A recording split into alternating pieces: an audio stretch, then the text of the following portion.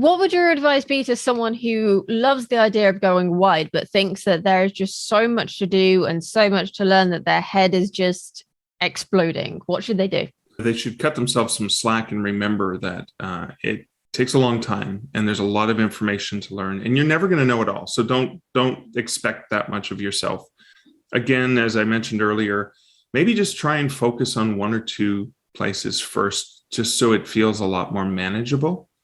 And remember that it's a long runway. It can take a long time. You can't expect yourself to learn everything overnight, and you're going to learn things and forget them. There are things I haven't done, and I've been in the industry since 1992, and it wasn't until 2020 that I started, well, following some of my own advice, or even doing these things where I wrote this down 5 years ago at a conference. I heard someone say this. I wrote it down. I didn't start doing it until just now.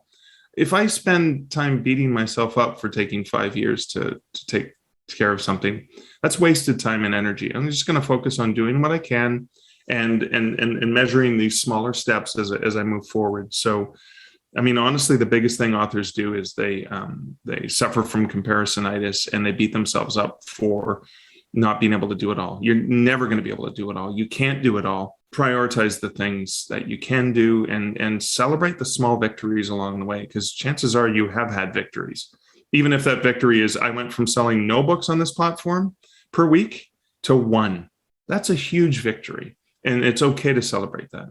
100%. Like we say that all the time as well. Celebrate those small wins, because the amount of authors I have spoken to who were about to publish their first book, or who have just published their first book, and they're comparing themselves to people who are 10, 20, 30 books into their career.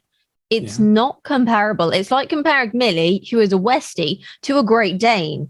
It doesn't work. No, exactly. Yeah, completely. And we do that too often. And it's just not fair to ourselves. And then that makes us feel even lesser, rather than recognizing, if you have written a book, never mind, you haven't published it yet, you're still an exception. Most people think they will write a book one day. Most people will never write a book. The fact that you've written a book, man, you're already a huge winner right there. And the fact that you've published a book is an even bigger step. And it's okay to celebrate that and acknowledge just how farther you've come from that dream that you once had. And the dream many people have, but will never see happen. That's a huge step, and it's worth pausing to celebrate that.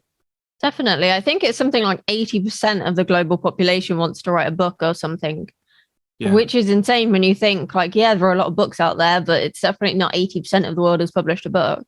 No, exactly. It's very, very small.